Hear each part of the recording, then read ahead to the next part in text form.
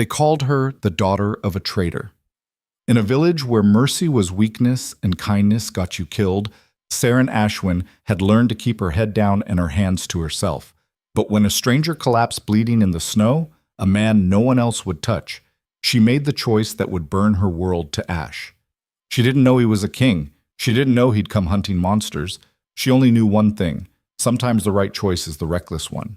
This is their story. Stay until the end, hit that like button, and drop your city in the comments below. Come. The wind off the northern mountains didn't howl. It cut. It moved through the village of Grey Hollow like a blade looking for exposed skin, for gaps in door frames, for any living thing stupid enough to believe walls could keep it out. Saren Ashwin pulled her threadbare cloak tighter and kept walking. The morning market, if you could call it that, was dying. 3 stalls where there used to be 20. Old Marin selling potatoes so shriveled they looked like fists. Torvald with his sad collection of frozen rabbits, their eyes glazed white. And Essa, who wasn't selling anything at all anymore, just standing behind her empty table like she'd forgotten how to leave. Saren kept her eyes down. That was the rule. Don't look at anyone too long. Don't ask questions. Don't remember when things were different. Ashwin. The voice stopped her cold. She didn't turn around. I said Ashwin. Slowly, carefully, Saren looked back. Garrick stood 3 paces behind her, close enough to smell the sour ale on his breath. He was one of Varkus's hunters, 22 years old and already dead behind the eyes. He wore the leather bracers that marked him as Border Alpha property. His hand rested on the hilt of his knife like it was part of his body. You still doing that healing thing?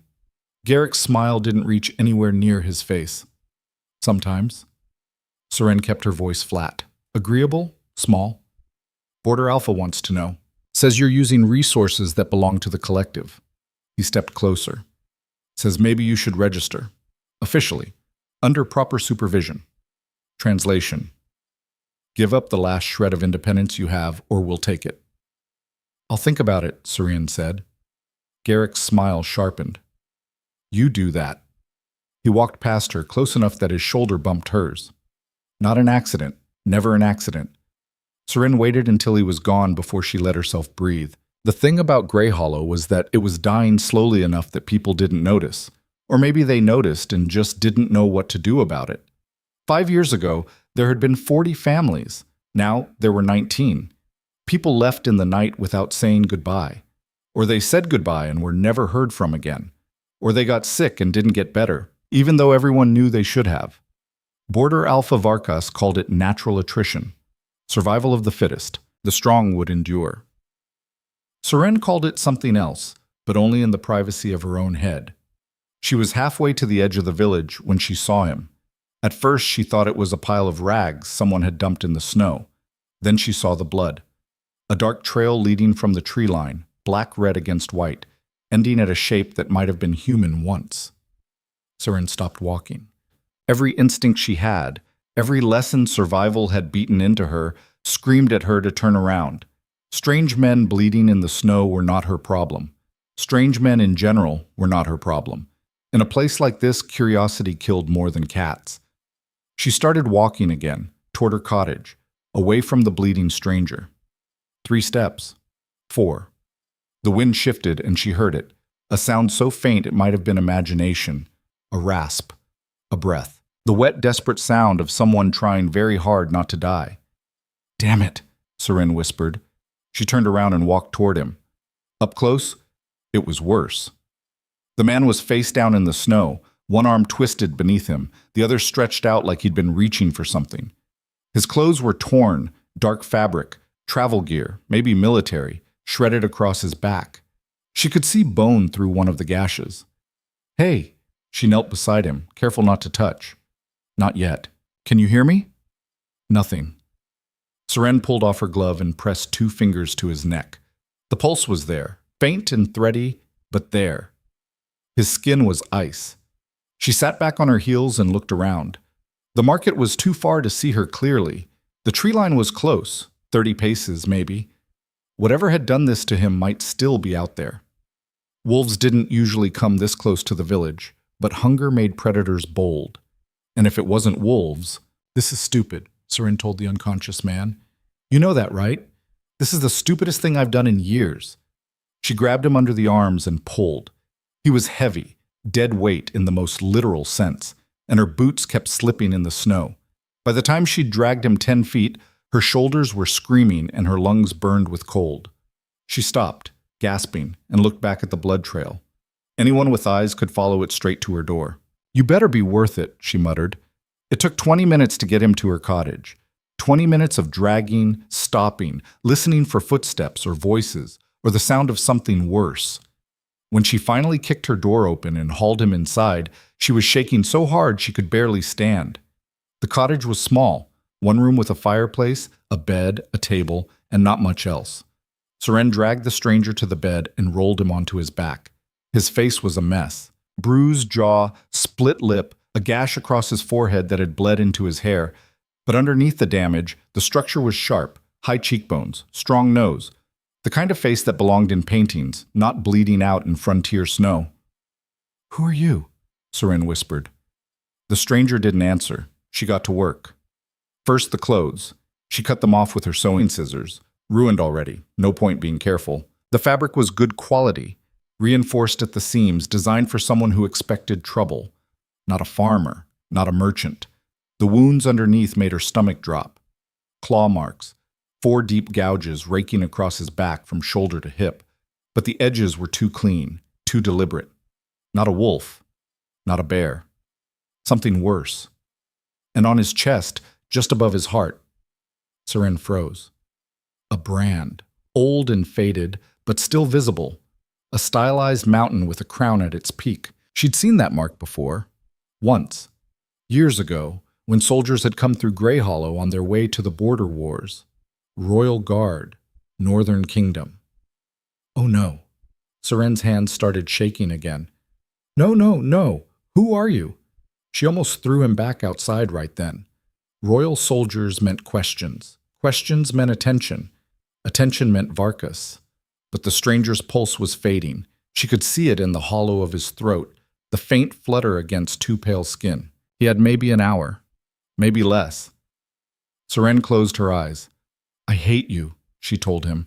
"I haven't even met you, and I already hate you." Then she went to get her supplies. The next 3 hours were a blur of blood and thread and prayers she didn't believe in. She stitched the wounds on his back first, 27 stitches, her hands steady despite everything.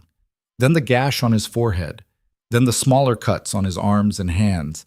He didn't wake up, didn't make a sound, just kept breathing in that thin, fragile way that made her check his pulse every 5 minutes. When she was done, Seren sat back and looked at her work. He was still dying, probably. She'd stopped the bleeding, but infection could still take him, or shock, or any of a dozen things she didn't have the training or supplies to prevent. "You're going to die anyway," she told him. "And then I'll have a corpse in my bed and Varkas will want to know why." The stranger's eyelids flickered. Seren went very still. Slowly, so slowly it looked like pain, his eyes opened. They were gray. Storm gray. The kind of gray that belonged to winter skies and unsheathed steel. He looked at her, really looked, like he was cataloging every detail. Her face, her hands, the room around them. "You..." His voice was wrecked, barely a whisper. "You shouldn't have done this." "Yeah," Seren said tiredly. "I'm starting to figure that out." His eyes closed again. For a moment, she thought he'd slipped back under. Then, "They'll come looking." "Who?" "Doesn't matter." His breathing hitched. "You should leave. Get away from me." "Can't. You're in my bed." That surprised a sound out of him, something between a cough and a laugh. Practical. "It's a gift." Seren stood up and went to the fireplace. She needed to burn the bloody clothes, the rags she'd used, anything that could connect this stranger to her cottage. "What's your name?" A pause, long enough that she thought he wouldn't answer. "Cairn." Seren glanced back.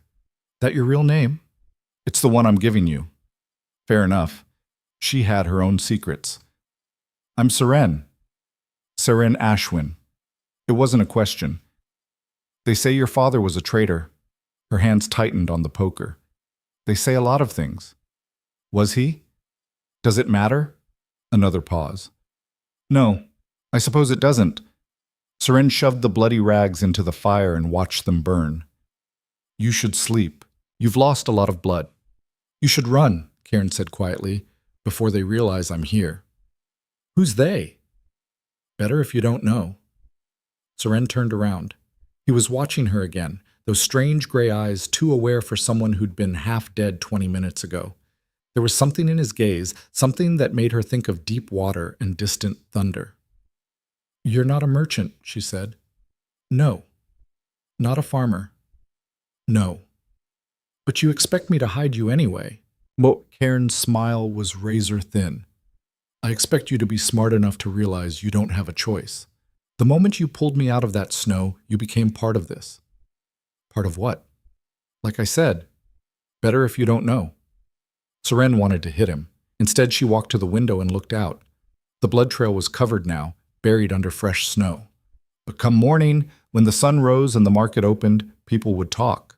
They'd wonder where she'd been, why her door had stayed shut all day. Garrick would wonder. How long until you can walk? She asked. 2 days, maybe 3. You have one. Karen didn't argue. He just closed his eyes and let himself sink back into unconsciousness. Seren stood at the window and watched the snow fall and tried not to think about the last person she'd tried to save. Night came fast in Grey Hollow. One moment the sky was gray, and the next it was black, no stars visible through the cloud cover.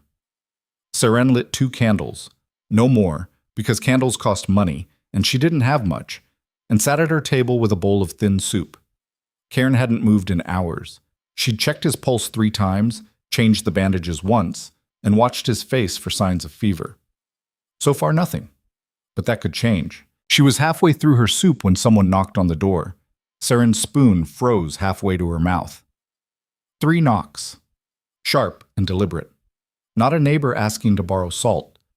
She stood up slowly, walked to the door, and opened it just wide enough to see out. Garrick stood on her doorstep. He wasn't smiling anymore. Evening, Ashwin. He looked past her, into the cottage. You got someone in there with you? No? Mind if I check? Yes. Garrick's expression didn't change, but something shifted in his posture. The hand on his knife relaxed. The other hand came up, palm out. Friendly, reasonable. See, here's the thing. We got word someone came through the border tonight. Someone who shouldn't be here. Someone dangerous. He took a step closer. And I'm thinking, if I was bleeding and running, I'd look for a healer. Seren kept her face blank. I haven't seen anyone. You sure about that? I'm sure. Because lying to Border Alpha's men, that's a bad idea, Seren. You know that. She met his eyes. I'm not lying. For a long moment, Garrick just looked at her. Then he stepped back and shrugged. All right, but if you do see someone, you let us know. There's a reward. How much? That surprised him. 50 silver. 50 silver. That was 3 months of food. 6 months, if she was careful. I'll keep that in mind, Seren said. Garrick grinned. I bet you will. He turned to go, then stopped. Oh, Border Alpha wants to see you tomorrow. Noon. Don't be late. He walked away before she could respond. Seren closed the door, locked it, and leaned against the wood. Her heart was hammering so hard she thought Karen might hear it from across the room. That was well done, Karen said quietly. She turned. He was awake again, propped up on one elbow, watching her with those 2 sharp eyes. You heard? I hear everything. He grimaced and lay back down. 50 silver. You must be tempted. I'm practical, remember? And 50 silver is practical. So is not getting executed for harboring fugitives. Seren walked to the table and sat down. Her soup was cold now. She ate it anyway. Why is Border Alpha looking for you? I told you. Better if you don't know. Stop saying that. Karen was quiet for a moment. Then, there are things happening in this kingdom. Things most people don't see. Supply lines being redirected. Food shipments disappearing, villages going dark. He paused. Your Border Alpha is part of it. Seren's spoon stopped moving. Part of what? A network. People in power coordinating across regions, territories, borders, taking what they want and calling it governance. His voice went flat. Killing anyone who asks questions. And you're here to stop them. I'm here to understand them. Stopping comes later. You're one man. For now, Seren looked at him, really looked, at the brand on his chest, the way he held himself even injured, the careful control in every word. Who are you? Really? Karen smiled, but there was no humor in it. Someone who made a mistake. I thought I could slip through unnoticed, gather intelligence, get out clean. He touched the bandages on his back. Turns out Varkas has better security than I expected. You're lucky to be alive. I'm lucky you're reckless. I'm not reckless. You pulled a bleeding stranger out of the snow in a village where kindness gets you killed. That's the definition of reckless. Seren didn't have an answer for that. They sat in silence for a while. Outside, the wind picked up, rattling the shutters. Somewhere in the distance, a dog barked once and went quiet. What did Varkas do to your father? Karen asked suddenly. Seren's hands tightened on her bowl. How do you... You tensed when I mentioned his name, and they call you the daughter of a traitor, which means your father did something Varkas didn't like. My father questioned the food distribution, said the numbers didn't add up, said families were starving while Varkas's hunters ate well. She stared at her soup. They found him hanging in his barn 3 days later, called it suicide. But it wasn't. No. And you've been keeping your head down ever since. It's called survival. Karen nodded slowly. There's a difference between surviving and living. Easy to say when you're not the one trying to stay alive in a place that wants you dead. Is it? He looked at her, and for the first time she saw something crack in that careful mask. You think I don't know what it's like to be hunted? To wake up every morning wondering if this is the day someone puts a knife in your back? He laughed, bitter. I've been doing this for 8 years, Seren. 8 years of lies and masks and pretending to be something I'm not. And you want to know the worst part? She waited. I'm tired. I'm so goddamn tired of it. He closed his eyes. But I can't stop, because if I stop, people like Varkas win. And I can't let that happen. Seren studied him in the candlelight. There was something almost broken in the way he said it, like a man who'd forgotten what it felt like to rest. Why do you care so much? She asked quietly. Karen opened his eyes. Because someone has to. It was the simplest answer he could have given, and somehow it was the one that made her believe him. You should sleep, Seren said. You'll need your strength if you're leaving tomorrow. I'm not leaving tomorrow. Garrick will come back, I know, but I can't leave yet. Karen's gaze sharpened. I need to know what Varkas is planning. The attack patterns, the supply routes, the names of his contacts. I need proof. You'll get yourself killed.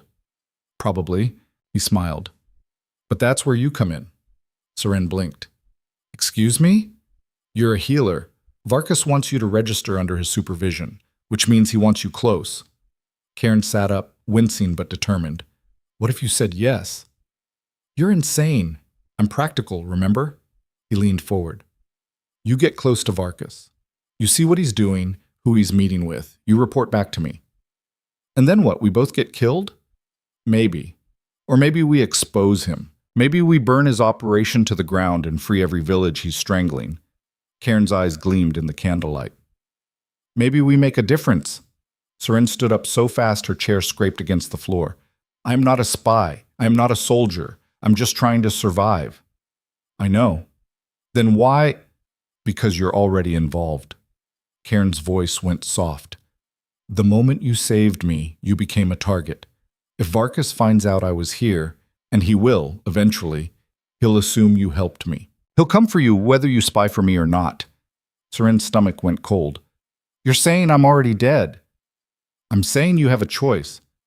Die quietly or die fighting, but either way, he met her eyes. At least make it mean something. She wanted to throw him out, wanted to scream that this wasn't fair, that she hadn't asked for any of this. But he was right. The moment she'd pulled him from the snow, she'd signed her own death warrant. Varkas didn't forgive, didn't forget. And in a place like Grey Hollow, there was nowhere to run. I'll think about it, Seren said finally. Karen nodded. That's all I ask. He lay back down, and within minutes his breathing evened out into sleep. Seren sat at her table and stared at the candle flame until it burned down to nothing. So, morning came cold and bright. Serene woke at dawn. She always did, body trained by years of rising before the sun, and checked on Cairn. He was awake. Sitting up even, testing the range of motion in his shoulders. The bandages were clean, no fever, no signs of infection. "You heal fast," Seren said. "I have good doctors." She raised an eyebrow. "Doctors. Plural." "Had. Past tense." Cairn swung his legs over the side of the bed, grimacing. "I need to move. Staying in one place too long is dangerous. You can barely stand. I fought in worse condition." "That's not the reassurance you think it is." Despite everything, Cairn smiled. "You're funny when you're annoyed." "I'm not annoyed. I'm calculating how much trouble you're going to cause me." "Fair." He stood up, slow and careful, but steady. "What time does Varkas want to see you?" "Noon." "Then we have 4 hours." Cairn walked to the window, each step deliberate. "Tell me about his compound, layout, guards, entry points." "Why?" "Because you're going in there today, and I need to know you can get out if things go wrong." Seren wanted to argue, but instead she found herself describing the Border Alpha's stronghold, a converted manor on the north edge of the village, surrounded by a wooden palisade. 2 guards at the main gate, more inside. Varkas kept his office on the second floor, eastern corner. Cairn listened, eyes closed, building a map in his head. "How many people inside at any given time?" he asked. 10, maybe 15. "Armed?" "Always." "Exits?" "Main door, service entrance and back, windows if you're desperate." Cairn opened his eyes. "Good. That's good." He turned to face her. "When you go in, stay calm. Answer his questions, but don't volunteer anything. If he asks about me, act confused, curious but not defensive." "I know how to lie." "I know you do. But this is different. Varkas is looking for reactions, not facts.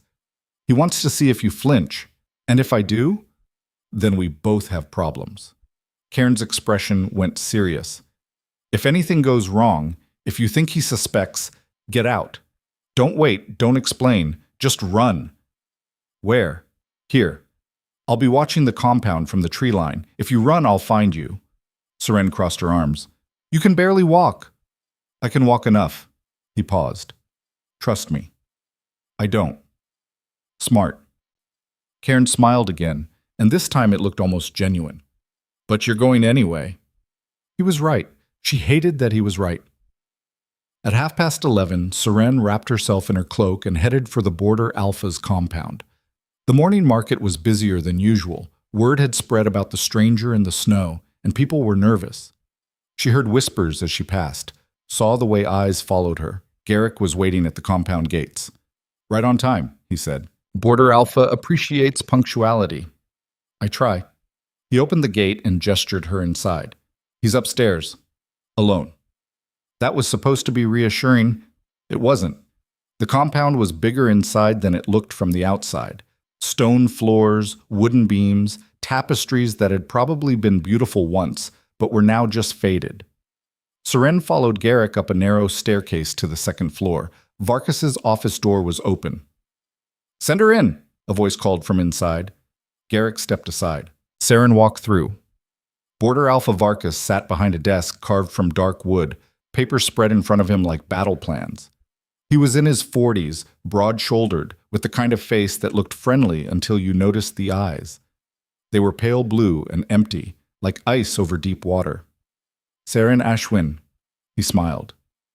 "Please, sit." She sat. Varkas leaned back in his chair, studying her. "You know why I asked you here? You want me to register as a healer?" "Register. Formalize. Join the collective." He waved a hand. "Call it what you like. The point is, we need to know who's using medical resources in this village." "I use my own supplies." "Do you?" His smile didn't waver. "Because my records show you've been treating people who can't pay. Which means you're operating at a loss, which means you're getting supplies somewhere. I'd like to know where." Seren kept her face neutral. "I grow herbs, make my own remedies." "Impressive." Varkas stood up and walked to the window. "Tell me, Seren, Do you know what happened to the last person who operated outside the collective? She didn't answer. He disappeared, just gone. One day he was here, the next he wasn't. Varkas turned to look at her. I'd hate for that to happen to you. The threat was clear, subtle, but clear. I understand, Seren said quietly. Good. Varkas walked back to his desk and pulled out a sheet of paper. Then you'll have no problem signing this. It's just a formality. Puts you on the official roster, ensures you have access to proper supplies. Seren looked at the paper. It was a contract, dense legal text, but the gist was clear. By signing, she'd be agreeing to work under Border Alpha supervision, which meant his rules, his control, his leverage. I need time to think about it, she said. Varkas's smile thinned. Time, of course. Take all the time you need. He leaned forward. But Seren, don't take too long. Winter is coming, and winters here are unforgiving. She met his eyes and saw nothing. No warmth, no humanity, just cold calculation. I'll let you know by tomorrow, she said. I look forward to it. Varkas sat back down and picked up one of his papers. Garrick will see you out. Dismissed. Seren stood up and walked to the door, every nerve screaming at her to move carefully, casually, like nothing was wrong. She was halfway down the stairs when she heard it. A voice, low and urgent, coming from a room to her left. The door was cracked open just enough to see inside. Seren stopped. She knew she shouldn't, knew this was exactly the kind of curiosity that got people killed, but something in that voice, the tone of it, made her pause. Confirmed the shipment? It was Varkas. He must have left his office through a back door. Yes, sir. Another voice. Male. Older. 200 crates. Food, medicine, winter supplies. Coming through the Western Pass tomorrow night. And the diversions? Already arranged. The Western villages will see half. The rest comes here. Good. What about the scout? A pause. No sign of him yet, but we're looking. Look harder. I want him found and dealt with before he causes more problems. Seren's blood went cold. They were talking about Cairn. What about the girl? The older voice asked. Ashwin. You think she's hiding him? Possibly. I'm watching her. If she slips, we'll know. Seren forced herself to move. Slowly, quietly, down the stairs. Garrick was waiting at the bottom, arms crossed. Everything all right? He asked. Fine. Seren pulled her cloak tighter. Just cold. He opened the gate and let her out. Seren walked back through the village, heart pounding so hard she thought everyone could hear it. She didn't look back, didn't run, just walked, steady and calm, until she reached her cottage. Cairn was waiting inside. Well? He asked. Seren closed the door and locked it. Then she turned to face him. You were right, she said. Varkas is stealing supplies, food, medicine, everything, and he's looking for you. How hard? Hard enough that I overheard him talking about it. They know someone's investigating them, and they think I might be hiding you. Cairn's expression went flat. Then you need to leave, tonight. No. Seren, I said no. She walked to the table and sat down. Her hands were shaking. She pressed them flat against the wood to make them stop. You were right about something else, too. I'm already dead. The moment I pulled you out of that snow, I became part of this. She looked up at him. So if I'm going to die anyway, I might as well make it count. Cairn stared at her. You're sure? No, but I'm doing it anyway. For the first time since she'd met him, Cairn smiled, and it was real. Then we need a plan. They spent the rest of the afternoon talking. Strategy, timing, risks. By the time the sun set, they had the outline of something that might work. It was reckless, dangerous, probably suicidal. But it was a start. And for the first time in 5 years, Seren felt something other than fear. She felt alive. 3 days after Seren walked out of Varkas's compound with a contract she hadn't signed and information she wasn't supposed to have, Cairn was still in her cottage. Still healing, he said. Still gathering strength. Still making plans. You need to sign it, he told her on the morning of the 4th day.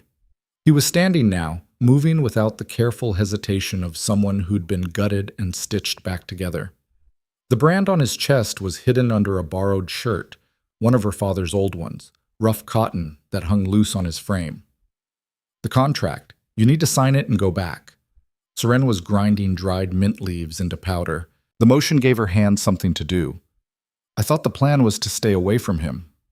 The plan was to get information. We got some. Now we need more. Karen walked to the window. He did that a lot, watching the tree line like he expected something to come crawling out of it. That shipment you overheard. 200 crates coming through tomorrow night. If we can intercept it, prove it's being stolen, we'll get killed. Probably. But we might also get evidence. He turned to look at her. Real evidence. The kind that can't be ignored or explained away. Evidence for who? There's no one to report to. Varkas is the law here. He's not the law everywhere. Seren stopped grinding. What does that mean? Karen hesitated. She'd learned to read those hesitations. They meant he was deciding how much truth to give her. There are people in the capital. People who care about what's happening in the territories. The capital is 300 miles from here. I know. And you think they'll care about one corrupt border alpha? I think they'll care about a network of corrupt alphas coordinating across 6 territories. Karen's voice went flat. Varkas isn't working alone. He's a piece of something bigger. And if we can prove that, if we can show the scope of it, then yes, they'll care. Seren set down her mortar and pestle. You keep saying we, like I agreed to this. You saved my life. That's agreement enough. That's not how agreement works. Isn't it? Karen walked back to the table and sat down across from her. You could have left me in the snow. You could have turned me in for 50 silver. You could have thrown me out when Garrett came knocking, but you didn't. He leaned forward. You're already in this, Seren. The only question is how deep you're willing to go. She wanted to tell him he was wrong, that she'd saved him on impulse, not conviction, that she didn't owe him anything beyond keeping him alive long enough to leave. But the truth was more complicated than that. The truth was that she'd spent 5 years watching her village die, watching families disappear, children go hungry, people vanish in the night. She'd kept her head down because survival demanded it, but survival wasn't living. Karen had been right about that too. If I sign the contract, Seren said slowly, Varkas will expect me to report to him regularly, work under his supervision. Good. That gives you access. To what? His records, his meetings, the people he talks to when he thinks no one's listening. Karen's eyes gleamed. You're a healer. You'll be in and out of that compound constantly. No one will question it. And when they do? Then you run, like I told you. Seren looked at him, really looked, at the way he held himself, the careful control that never quite slipped. You're not just an investigator, are you? Does it matter? It does if I'm risking my life for you. Karen was quiet for a long moment. Then, no, I'm not just an investigator. Then what are you? Someone who's been doing this too long. He stood up and walked back to the window. Someone who's seen what happens when power goes unchecked, when people look the other way because it's easier than fighting back. His voice went soft. Someone who's tired of watching good people die. It wasn't an answer, not really, but it was more than he'd given her before. I'll sign the contract, Seren said, but on one condition. Karen glanced back. What? You tell me your real name. Why? Because if I'm going to die for you, I should at least know who I'm dying for. Karen smiled. That rare, genuine smile that made him look younger. Human. Fair enough. He walked back to the table and sat down. My name is Kadric Thorne. The name didn't mean anything to her. Should it? Happy? Kadric asked. Not particularly, but at least now I know what to put on my gravestone. That surprised a laugh out of him, a real one, rough and startled. You're going to be fine, Surian Ashwin. That's not the reassurance you think it is. She signed the contract the next day. Walked right up to Varkas's compound, past Garrick at the gate, up the stairs to the office where the Border Alpha sat waiting. I knew you'd see reason, Varkas said, sliding the paper across his desk. Seren signed without reading it. She'd read it a dozen times already, back in her cottage with Kadric leaning over her shoulder pointing out the clauses that mattered. Binding agreement. Exclusive service. Revocable only by mutual consent or death. That last part was probably the most honest thing in the whole document. Welcome to the collective, Varkas said. He stood up and walked to a cabinet behind his desk, pulled out a leather satchel and set it in front of her. Medical supplies. Real ones. Not the scraps you've been making do with. Seren opened the satchel. Bandages. Clean and white. Glass vials of antiseptic. Surgical thread that wasn't old fishing line. A scalpel that actually looked sharp. There's more where that came from, Varkas said. As long as you hold up your end. Which is? Heal my people. Keep them healthy. Report any unusual injuries. His smile didn't reach his eyes. Especially the kind that might indicate someone's been fighting when they shouldn't be. Translation. If you see anything that looks like a wounded fugitive, tell me immediately. Understood, Seren said. Good. Varkas sat back down. You'll report here every 3 days. I'll give you assignments, people who need treatment, households to check on. Standard frontier medicine. And if I find something that needs immediate attention, then you come straight to me, day or night. I don't care if it's the middle of a blizzard. If something's wrong, I want to know. Seren nodded and stood up. Is that all? One more thing. Varkas leaned back in his chair. That stranger everyone's been talking about. The one who bled through the snow. If you see him, if anyone mentions seeing him, I want to know immediately. Why? Who is he? Someone dangerous. Varkas's expression went flat. Someone who doesn't belong here. I'll keep an eye out. See that you do. Seren walked out of that office with a satchel full of medical supplies and a sick feeling in her stomach. She'd just signed herself over to the man who'd killed her father, who was starving her village, who would kill her the second he realized what she was doing. Kadric was waiting for her in the tree line south of the village. She found him exactly where he said he'd be, crouched behind a fallen log, invisible unless you knew where to look. How'd it go? He asked. I'm officially property of the Border Alpha Collective. Congratulations. I hate you. I know. Kadric stood up, moving like someone who'd never been injured at all. The transformation was unsettling. 4 days ago, he'd been half dead. Now he looked like he could run 10 miles without breaking a sweat. What did he ask about? Unusual injuries, people fighting when they shouldn't be. You, specifically. Did he mention the shipment? No, but I wasn't in there long enough to hear much. Seren shifted the satchel on her shoulder. He wants me to report every 3 days. Check on households, treat injuries, keep him informed. Perfect, that gives us coverage. Kadric pulled out a small notebook, the kind merchants used for inventory, and flipped it open. I've been mapping the compound. Guard rotations, entry points, blind spots. If you can confirm the layout, we'll have what we need. For what? The shipment, tomorrow night. He looked up.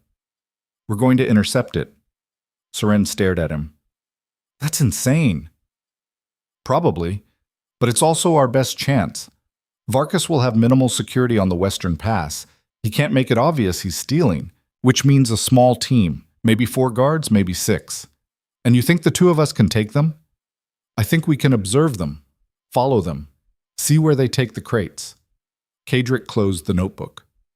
And if we're lucky, we'll get close enough to see what's inside. And if we're not lucky, then we improvise. That was not reassuring. The next 36 hours passed in a blur of anxiety and preparation. Seren went through the motions, checking on Marin's arthritis, treating Torvald's son's fever, stitching up a hunter who'd gotten careless with his knife. Normal work, safe work. But every moment she wasn't working, she was with Kadric, learning the compound layout, memorizing guard schedules, going over the plan until she could recite it in her sleep. The shipment was due to arrive at midnight. 200 crates coming through the Western Pass. Varkas would have men waiting to redirect half of it to his personal stores. The plan was simple. Get close enough to confirm the theft, document what they could, and get out before anyone noticed them. Simple. Not easy. You don't have to come, Kadric told her the night before. They were sitting in her cottage, a map spread between them on the table. I can do this alone. No, you can't. You don't know the terrain. I'll figure it out. And if you get caught, then I get caught. He looked up. But you don't need to go down with me. Seren folded the map. We've been over this. I'm coming. Seren, I'm coming. She met his eyes. You said I was already in this. You said I'd made my choice. Well, this is me choosing, so stop trying to protect me and focus on not getting us both killed. Kadric stared at her for a long moment. Then he smiled, that real smile again. You're terrifying when you're determined. Good. Maybe it'll keep us alive. Itkin. They left the village 2 hours before midnight. The western pass was 3 miles out, through dense forest and over terrain that got rougher the farther you went. Seren had been there once, years ago, back when her father used to take her hunting. That felt like a lifetime ago. Kadric moved through the trees like he'd been born in them, silent, efficient, never hesitating. Seren followed as best she could, trying to match his pace without tripping over roots or snapping branches. How did you learn to move like that? She whispered. Practice. He didn't look back. Lots of practice. They reached the pass 40 minutes later. It was a natural gap between 2 ridges, wide enough for wagons to pass through single file. The perfect choke point for an ambush, or an interception. Kadric gestured for her to follow him up the southern ridge. They climbed in silence, boots slipping on loose scree, until they reached a ledge that overlooked the pass. There, Kadric breathed. Below them, 6 men stood waiting. 4 held torches, 2 held crossbows. They weren't wearing uniforms, but Seren recognized the stance, Varkus's hunters, the ones who enforced his rules and made people disappear. 6 guards, Seren whispered. You were right. I usually am. Kadric pulled out a small spyglass, military issue, brass and leather, and trained it on the pass. Now we wait. They didn't have to wait long. At midnight, the caravan arrived. 8 wagons, each pulled by a team of oxen, each loaded with crates stamped with official seals. The kind of seals that meant government supplies. Relief shipments meant for starving villages. Varkus's men stepped forward. We'll take it from here, one of them called out. The wagon driver, a woman in her 50s, hard-faced and tired, shook her head. I've got orders to deliver this to Grey Hollow and the western villages. All of it. Plans changed. Border Alpha's orders. I don't take orders from Border Alphas. I take them from the Crown. The hunter with the crossbow raised it. Not pointed at her. Not yet. Just raised. I said, we'll take it from here. The driver looked at the crossbow. At the 6 armed men. At the wagons full of supplies that were supposed to save lives. Then she climbed down from her seat. Fine, but I'm filing a complaint. You do that. The hunters moved in. 2 climbed onto each wagon, checking the crates, making notes. After 10 minutes, they started offloading. Half the crates went east, toward Grey Hollow and the western villages. The other half went north, toward Varkus's personal compound. There, Kadric whispered. He handed Seren the spyglass. Look at those crates, the ones going north. Seren looked. The crates were identical to the others. Same stamps, same seals. But as she watched, one of the hunters pried one open. Inside, grain. High-quality winter wheat. Another crate, dried meat wrapped in wax paper. Another, medical supplies. Real ones. Not the scraps Varkus had given her. He's stealing half of everything, Seren breathed, and marking it as delivered. Which means the western villages are getting half rations and thinking that's all there is. Kadric took the spyglass back. And when people starve, they blame the Crown, not Varkus. We need proof. We have proof. We saw it. Testimony isn't enough. We need documents, records. Seren looked at him. We need to get inside his compound. Kadric lowered the spyglass. That's suicide. So is this. So is everything we've done so far. Seren gestured at the pass below. You said you wanted evidence. Real evidence. It's not out here. It's in there. In his private office, behind locked doors and armed guards. I have access now. I'm registered, expected. Seren's mind was racing, pieces falling into place. I can get in during the day, treat someone on the 2nd floor while I'm there. While you're there, you get caught and killed. Not if you create a distraction. Kadric went very still. What kind of distraction? The kind that pulls guards away from the compound, makes them think there's a threat somewhere else. Seren met his eyes. You're good at drawing attention. You proved that when you nearly died in the snow. That wasn't intentional, but it worked. They were so focused on finding you, they weren't watching anything else. She grabbed his arm. We do it again. You make noise on the eastern perimeter. I go in the western side, get to his office, find the records, get out. And if it goes wrong, then we're no worse off than we are now. It was a terrible plan, reckless and dangerous and full of holes big enough to drive a wagon through. But Kadric was nodding. It might work. Really? No. But it's the best terrible plan we have. He folded up the spyglass. We'll need timing, precision, and luck. How much luck? More than we probably have. They started back toward the village. They'd made it maybe half a mile when Saren heard it, a sound that didn't belong. Footsteps. Multiple sets, moving fast. Kadric heard it too. He grabbed her arm and pulled her behind a thick oak, pressing a finger to his lips. 3 hunters emerged from the trees ahead. Varkas's men, armed with crossbows and knives. They were scanning the forest, methodical and thorough. Swear I heard something up on the ridge, one of them was saying. Probably an animal. Or the fugitive. Boss said to check everything. They were 20 feet away, close enough that Saren could see their faces in the moonlight.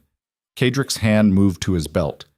He was carrying a knife, small, utilitarian, the kind people used for cutting rope or skinning rabbits. Not the kind you fought 3 armed hunters with. Saren's heart was hammering so hard she thought they'd hear it. The hunters moved closer, 15 feet, 10. Then one of them stopped. Wait, you smell that? Smoke. From where? South, toward the village. They turned and ran, boots pounding against frozen ground. Within seconds, they were gone. Kadric exhaled slowly. That was close. Too close. Saren stepped out from behind the tree. What smoke are they talking about? I don't know, but if they're running toward the village, they ran. By the time they reached Grey Hollow, the eastern edge was burning. Not the whole village, just 3 cottages, flames licking up wooden walls and catching on thatched roofs. People were running with buckets, shouting, trying to contain it. It's spreading! Someone screamed. Serene ran toward the nearest cottage. Inside, she could hear a child crying. She didn't think, just moved. The door was already burning. She kicked it open and plunged inside. Smoke everywhere, thick and black. The crying was coming from upstairs. She found the child in a back bedroom, a girl, maybe 6 years old, huddled under a blanket. Seren grabbed her and ran back down the stairs. The ceiling was starting to cave. She made it out the door just as a beam crashed down behind her. Kadric was there, taking the child from her arms. Are you insane? Probably. Anyone else inside? I don't know. He handed the child to someone else and went back in. Seren tried to follow, but someone grabbed her arm, old Marin, coughing and soot-stained. Let him go, Marin gasped. You've done enough. Kadric emerged 30 seconds later carrying a man, the girl's father, unconscious but breathing. He laid him on the ground and immediately started checking for injuries. The fire burned for another hour before they got it under control. By the time it was over, 3 cottages were ash, and 12 people were homeless. Varkas showed up at dawn. He walked through the wreckage with his hands behind his back, surveying the damage like a general inspecting a battlefield. His hunters flanked him, watchful and silent. Tragic, Varkas said. He stopped in front of the burned cottages. Absolutely tragic. How did it start? Someone asked. Careless lantern, probably. These things happen in winter. Varkas turned to face the crowd that had gathered. Which is why we need to be more careful, more disciplined. The collective exists to prevent disasters like this. It was a lie. Seren could see it in the way his eyes moved, calculating, satisfied. This wasn't an accident. This was a message. We can reach you anywhere. Kadric stood at the edge of the crowd, watching. When Varkas's gaze swept past him, he didn't flinch, didn't react, just stood there like another concerned villager. But Seren saw the way his jaw tightened, the way his hands curled into fists. We need to move faster, he told her later, back in her cottage. This was a warning. Next time it'll be worse. Next time it might be my cottage. I know. Kadric looked at her. Which is why we're doing this tomorrow. The distraction, the office, all of it. Tomorrow? That's too soon. It's the only time we have. Varkas is escalating. If we wait, he'll find us first. Kadric walked to the window. I'll draw them east at noon. You go in through the western side, you'll have maybe 20 minutes. And if I can't find anything in 20 minutes? Then we're out of options. Seren wanted to argue, wanted to say this was too fast, too reckless, too likely to get them both killed. But she looked out the window at the ash drifting through the morning air, at the families huddled around the ruins of their homes, and realized they were already out of time. 20 minutes, she said. I can do 20 minutes. Kadric smiled. I know you can. The morning of the plan arrived cold and clear. Seren woke before dawn and lay in bed staring at the ceiling, listening to Kadric move around in the darkness. He'd barely slept. She knew because she'd barely slept either, both of them lying awake on opposite sides of the room, pretending rest was possible. You should eat something, Kadric said. He was already dressed, his borrowed shirt replaced with darker clothes he'd somehow acquired. Where he'd gotten them, Seren didn't ask. I'm not hungry. Eat anyway. You'll need the energy. Seren sat up and rubbed her face. Her hands were shaking. She pressed them against her thighs until they stopped. What time is it? 2 hours until noon. I'll leave first. Get into position. You wait until you hear the alarm. What kind of alarm? Kadric smiled, but it didn't reach his eyes. You'll know it when you hear it. They went over the plan one more time. Every detail, every contingency. What she'd look for in Varkas's office. Shipping manifests, correspondence, anything with names or locations. Where she'd hide them. Inside her medical satchel, between bandages and herb packets. How long she had. 20 minutes from the moment the alarm sounded until Kadric ran out of ways to keep the guards distracted. And if something goes wrong? Seren asked. Then you run. Don't look back. Don't try to help me. Just run. That's not a plan. It's the only plan we have. Kadric checked the knife at his belt. Then he pulled out a second knife, longer, sharper, clearly not meant for cutting rope, and held it out to her. Take this. Seren stared at it. I don't know how to use a knife. You stick it in someone if they try to stop you. That's all you need to know. Kadric, take it. His voice went hard. Please. She took the knife. It was heavier than she expected, the handle worn smooth from use. Someone had carried this weapon for years. Trusted it. Probably killed with it. Have you used this? She asked quietly. Yes. How many times? More than I can count. Kadric met her eyes. And I'd use it 100 more times if it meant keeping you safe. So please, keep it close. Seren slid the knife into her belt, hidden under her cloak. It felt wrong there. Foreign. But she left it. I should go, Kadric said. He walked to the door, then stopped. Seren. Yeah? If this goes badly, if I don't make it out, there's someone you need to find in the capital. His name is Theron Greymark. He's a council advisor. Tell him everything. He'll know what to do. I'm not going to need to find anyone because we're both going to make it out. Humor me. Theron Greymark. Council advisor. Capital. Seren forced herself to smile. Got it. Now stop being dramatic and go create your distraction. Kadric smiled back. Real this time, warm and almost gentle. Then he opened the door and disappeared into the gray morning. Seren sat alone in her cottage and counted the minutes. At 1:45, she left for Varkas's compound. The medical satchel hung heavy on her shoulder, weighted with supplies and the small empty space she'd created beneath the false bottom. Room for documents. Room for proof. Room for treason. The compound was busy when she arrived. Hunters coming and going, traders at the gate with goods to sell, villagers reporting for work assignments, normal activity. Nothing that suggested anyone suspected what was about to happen. Garrick was at the gate again. He waved her through without question. Border Alpha said you might stop by, Garrick said. There's a hunter on the second floor, twisted his ankle during patrol, needs checking. Perfect. The second floor was exactly where she needed to be. I'll head up now, Seren said. Take your time, he's not going anywhere. She climbed the stairs slowly, steadily, like someone with nothing to hide. The second floor hallway was quiet. 2 doors on the left, storage rooms probably. 3 on the right. The last one, at the eastern corner, had light spilling beneath it. Vargas's office. Seren walked to the middle door and knocked.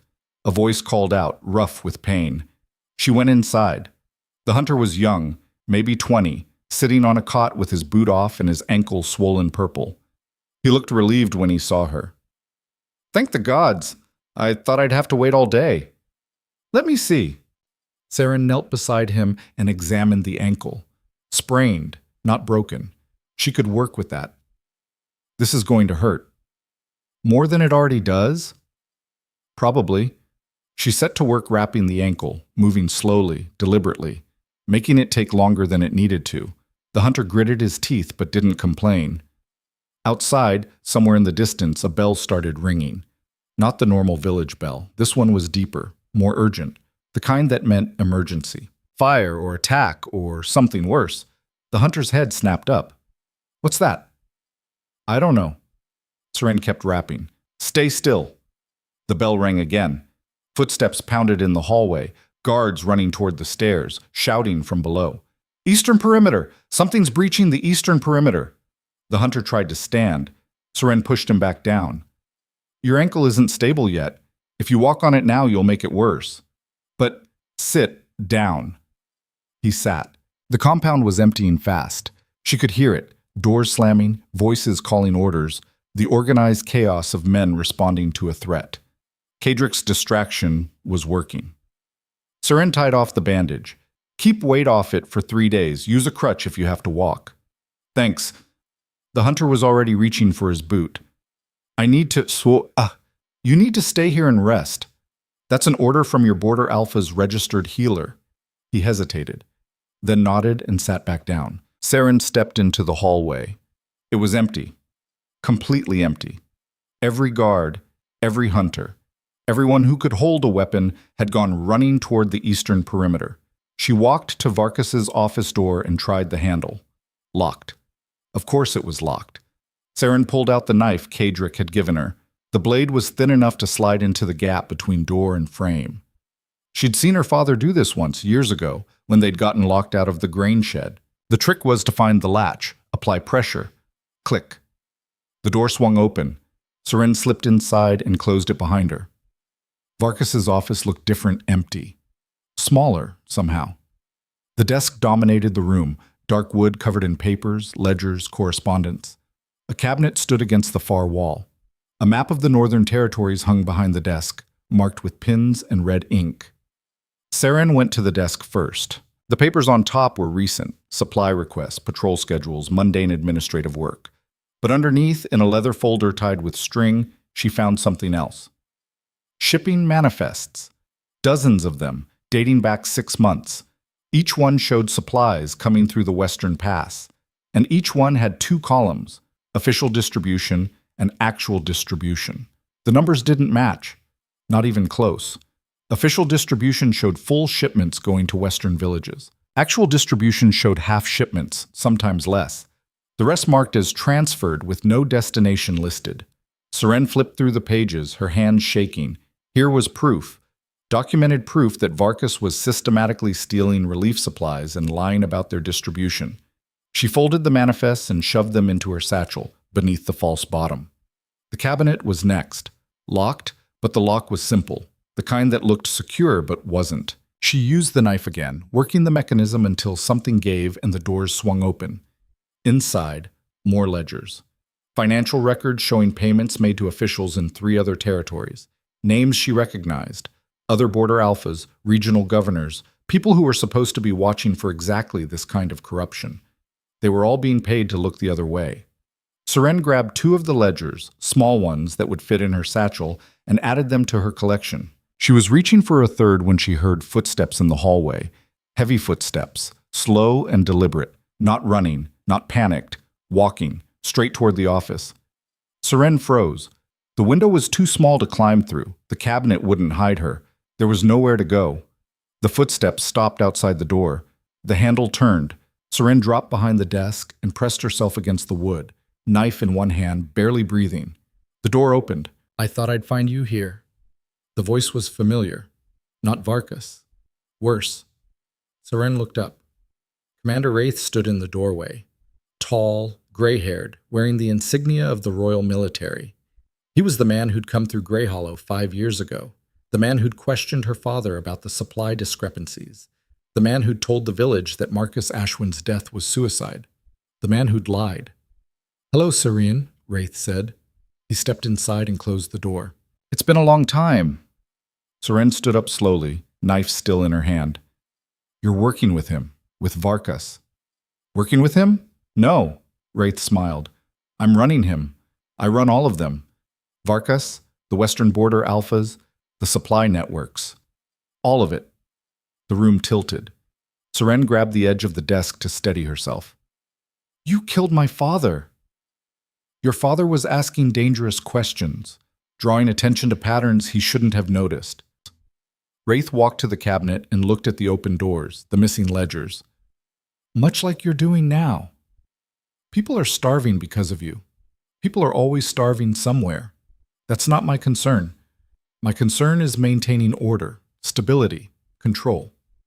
He turned to face her. "Your father didn't understand that. I'm hoping you're smarter. You want me to walk away. I want you to survive. There's a difference." Wraith gestured at the satchel.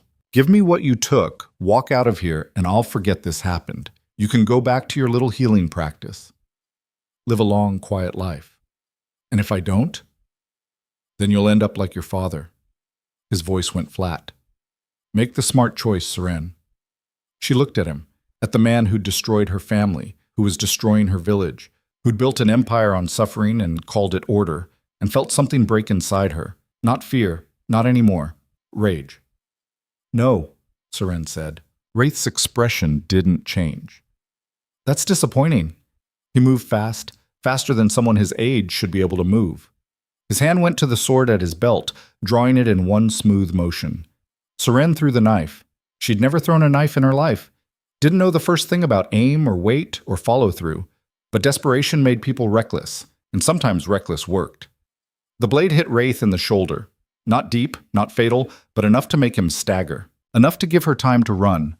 She bolted for the door.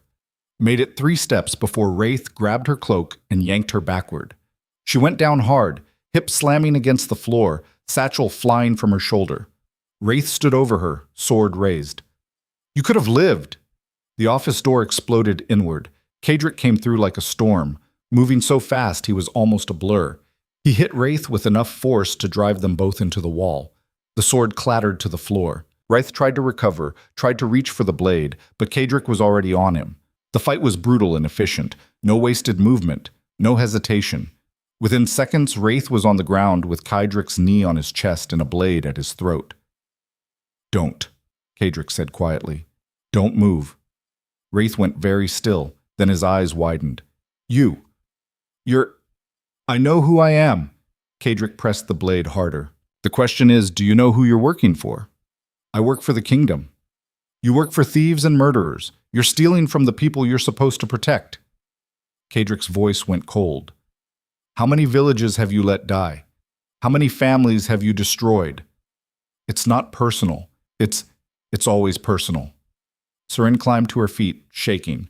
Her hip throbbed where she'd hit the floor. The satchel lay 3 feet away, contents spilling across the floor.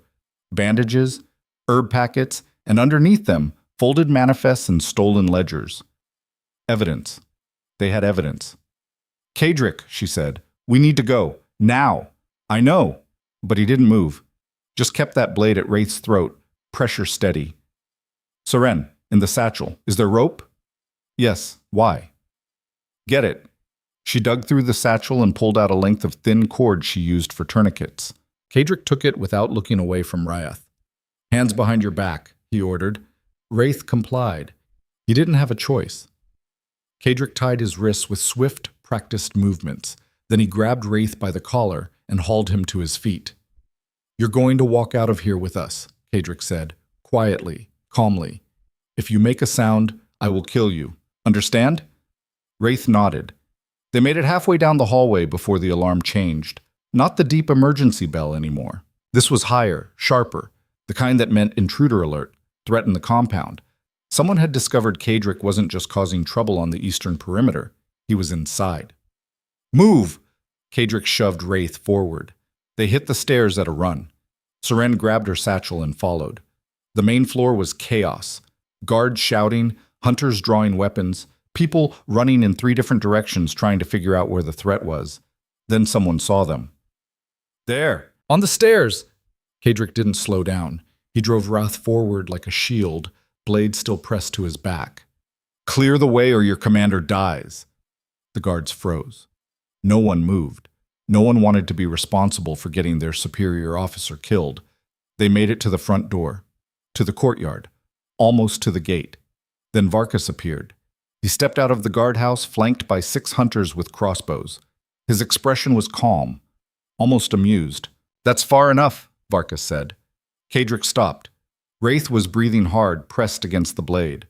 Seren stood to Kadric's left, satchel clutched to her chest. Let him go, Varkas said, and maybe I'll let you walk out of here.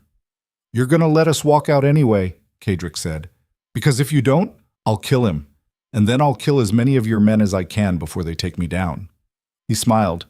Want to find out how many that is? Varkas studied him, really looked, like he was seeing something he'd missed before. You're not just a scout, are you? No. Then what are you? Kadric's voice went quiet, dangerous. I'm the man who's going to burn your empire to the ground. For the first time, Vargas looked uncertain. Then Wraith laughed. He can't do anything. He's one man, no authority, no army, just a spy playing at being a hero. Is that what you think? Kadric's voice changed, went harder, deeper, the kind of voice that commanded armies. I am Kadric Thorn, Alpha King of the North, and you've been stealing from my people. The courtyard went dead silent. Seren's mind went blank. Then it started working again, too fast, pieces slamming together. The brand on his chest, the military discipline, the way guards had looked at him without recognizing him, the way he'd said someone in the capital would listen. Because he was the capital, he was the king, and she'd spent 2 weeks calling him by his first name and telling him he was dramatic. Varkas recovered first. His expression went from uncertain to calculating in half a second. Prove it. Kadric let go of Wraith and stepped forward. He pulled open his shirt, exposing the brand on his chest.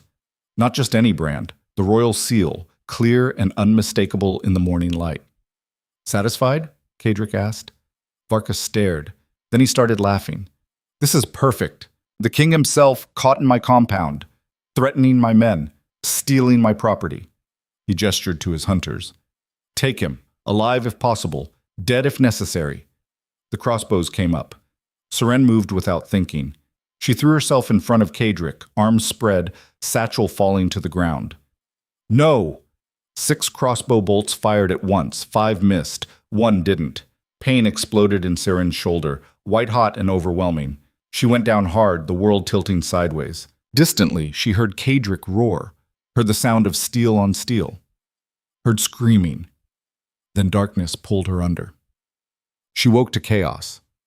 Fire, shouting, the smell of smoke and blood. Someone was carrying her, strong arms, running. She tried to open her eyes, but everything was blurred, wrong. Stay with me, Kadric's voice, rough with something that might have been fear. Seren, stay with me. Did we? Her voice came out wrong, weak. Did we get the evidence? Yes, you got it. Now stop talking and let me get you out of here. The world lurched. She felt herself being set down on something soft. Blankets. A wagon bed. Go! Kadric shouted. Now! The wagon lurched forward. Seren tried to sit up, but hands pushed her back down. Gentle, but firm. Easy. A woman's voice. Old, but steady. You've got a bolt in your shoulder. Moving will make it worse. Where? Your king called in reinforcements. Royal Guard. They're cleaning out that compound as we speak. The woman, Marin, Seren realized, pressed something against the wound. You picked a hell of a time to be a hero. Wasn't trying to be a hero. That's usually how it works. The wagon rattled over rough ground. Seren stared up at the gray sky and tried to process what had just happened. Kadric was the king, the actual king, and she'd just taken an arrow for him. Am I dying? She asked. Not if I can help it. Marin's face appeared above her. wrinkled and determined. But you're going to wish you were when I take that bolt out. Seren wanted to laugh, but it came out as a cough. Looking forward to it. The wagon stopped. Voices surrounded them, professional, efficient, giving orders. Royal Guard, probably. Kadric appeared beside her, his face streaked with ash and blood. "You're an idiot," he said. "You're the king. I was going to tell you." "When?" "Eventually." He took her hand. His was shaking. "Why did you do that? Why did you—" "Because you would have done it for me." Kadric stared at her. Then he did something she'd never seen him do before. He smiled, real and unguarded and almost broken. "You're right," he said. "I would have." Meryn cleared her throat. "This is touching and all, but I need to take that bolt out before she bleeds to death. Your Majesty." The title sounded strange, wrong. Kadric squeezed Seren's hand once, then let go. "Do what you need to do." Meryn worked fast. The pain was exactly as bad as promised, maybe worse. Seren screamed once, bit down on leather, and tried not to pass out again. When it was over, Meryn wrapped the wound tight and sat back. "She'll live. Probably be able to use that arm again if we're lucky." "Thank you," Kadric said. "Don't thank me. Thank her for being too stubborn to die." Around them, the compound was burning. Seren could see it from the wagon, flames consuming Varkus's stronghold, smoke rising into the winter sky. Guards were being let out in chains. Hunters were surrendering their weapons. And in the middle of it all, bound and kneeling, Varkus and Wraith watched their empire collapse. "What happens to them?" Seren asked. "Trial," Kadric said. "Public trial in the capital. They'll answer for everything they've done." "And the evidence?" He held up her satchel, battered but intact. "Safe. Thanks to you." Seren closed her eyes. The pain was starting to fade, replaced by exhaustion so deep it felt like drowning. But underneath it, something else. Something that felt almost like hope. "We did it," she whispered. "You did it," Kadric corrected. "I just helped." "That's not how I remember it." "Well," his hand found hers again. "Then maybe we both did it." Somewhere in the distance, someone started cheering. Then another voice joined it, then another. Within minutes, the whole village was shouting, relief and joy and rage all tangled together. Seren opened her eyes and looked at Kadric, at the king she'd saved without knowing it, at the man who'd trusted her enough to risk everything. "What now?" she asked. Kadric looked toward the burning compound, toward the captured commanders, toward the evidence that would bring down a network of corruption spanning 6 territories. "Now," he said, "we finish what we started." The journey to the capital took 8 days. 8 days of wagons rattling over frozen roads, of Seren drifting in and out of fever dreams, of Meryn changing bandages and muttering about infection and stubborn girls who didn't know when to quit. 8 days of Kadric appearing beside her wagon at dawn and dusk, checking her pulse, asking questions Meryn had already answered. On the 4th day, Seren woke clear-headed for the first time since the bolt had gone through her shoulder. The fever had broken. The world had stopped tilting. Kadric was sitting beside her wagon, cleaning his sword. He looked up when she stirred. "Welcome back," he said. "How long was I out?" 3 days, give or take." He set the sword aside. "Meryn said the fever would either break or kill you. I'm glad it chose the former." Seren tried to sit up. Her shoulder screamed in protest. "Where are we?" 2 days outside the capital. We'll be there by week's end." "And Varkus? Wraith?" "In chains. In a separate wagon, under heavy guard." Kadric's expression went flat. "They're not going anywhere." Seren looked past him at the convoy. A dozen wagons, 50 royal guards, villagers from Grey Hollow who'd volunteered to testify.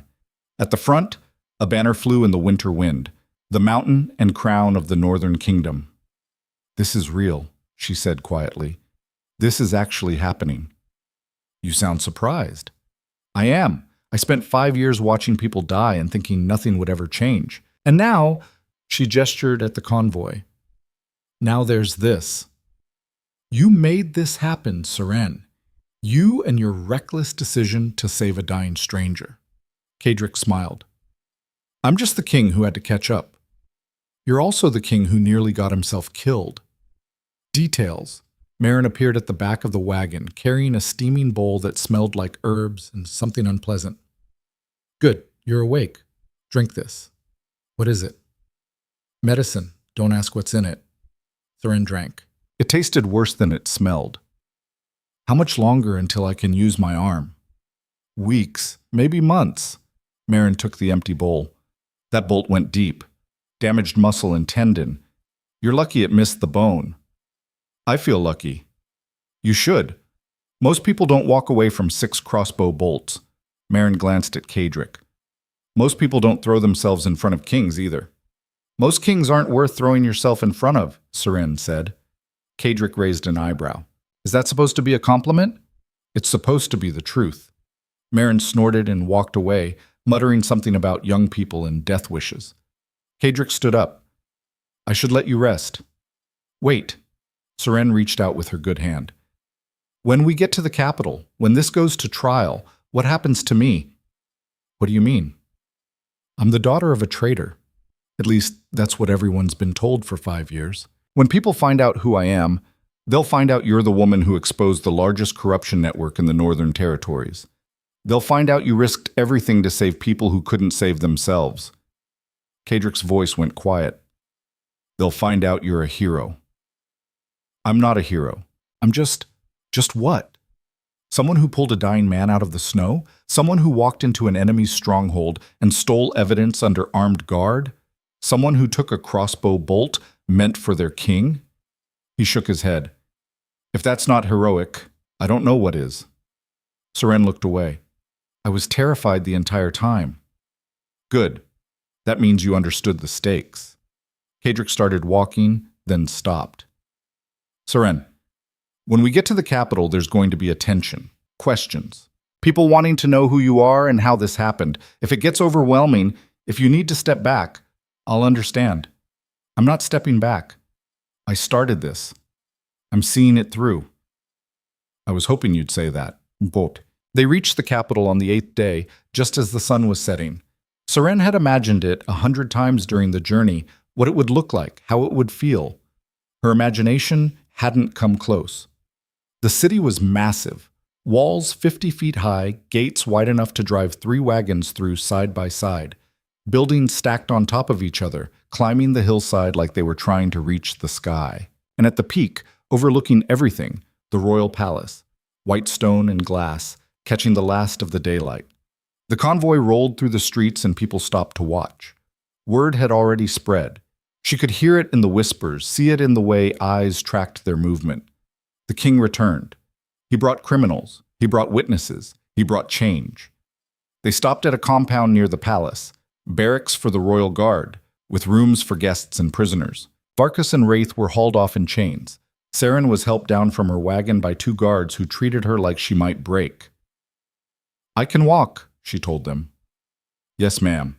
But His Majesty said to make sure you didn't fall. His Majesty worries too much. One of the guards smiled. He's not the only one, ma'am. They took her to a room on the 3rd floor, small but clean, with a real bed and a window overlooking the courtyard. Marin followed, carrying Seren's satchel and a disapproving expression. You need to rest, Marin said. Real rest. Not wagon rest. I need to know what happens next. What happens next is you sleep for 12 hours and let that shoulder heal. Everything else can wait. Seren wanted to argue, but exhaustion was pulling at her like gravity.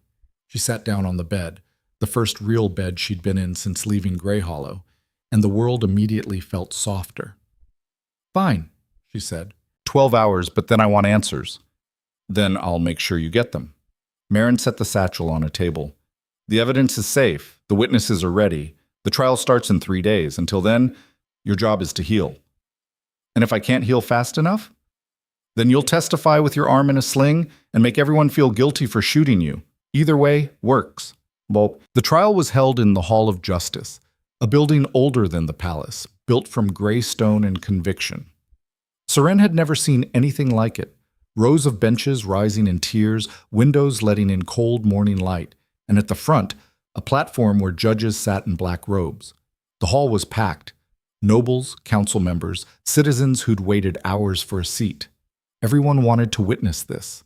Seren sat in the front row, her arm in a sling, Marin beside her. Across the aisle, villagers from Grey Hollow sat together. Torvald, Essa, the family whose cottage had burned, the hunter she'd treated while stealing evidence. They'd all volunteered to testify. Behind them, more witnesses from other villages, dozens of them. People who'd lost family members, who'd watched their communities starve, who'd been too afraid to speak up until now. Kadrick sat at the front of the hall, not on the platform, but at a table below it. He'd insisted on that. This wasn't about royal authority, he'd said. This was about justice. He'd prosecute the case himself. The doors opened and guards brought in the defendants. Varkas looked smaller than Seren remembered. Thinner, like being in chains had hollowed him out from the inside. Wraith walked beside him, straight-backed and defiant, but there were cracks in that armor now. Fear in his eyes. Behind them, 6 more men in chains. Border alphas from other territories, regional officials, traders who'd helped move stolen goods. The whole network, exposed. The lead judge, a woman in her 60s with silver hair and sharp eyes, stood up. This tribunal is called to order. The Crown versus Wraith, Varkas, and co-conspirators. Charges include theft of Crown property, fraud, conspiracy, and murder. She looked at Kadrick. Your Majesty, you may begin. Kadrick stood. Thank you, Your Honor. He picked up a folder, the one with shipping manifests, ledgers, all the evidence Seren had stolen. For the past 18 months, a network of officials has systematically diverted relief supplies meant for frontier villages. Food, medicine, winter gear, stolen and sold for personal profit while citizens starved. He opened the folder and pulled out a manifest. This document shows supplies arriving at the Western Pass. 200 crates. Half were marked as delivered to 5 villages.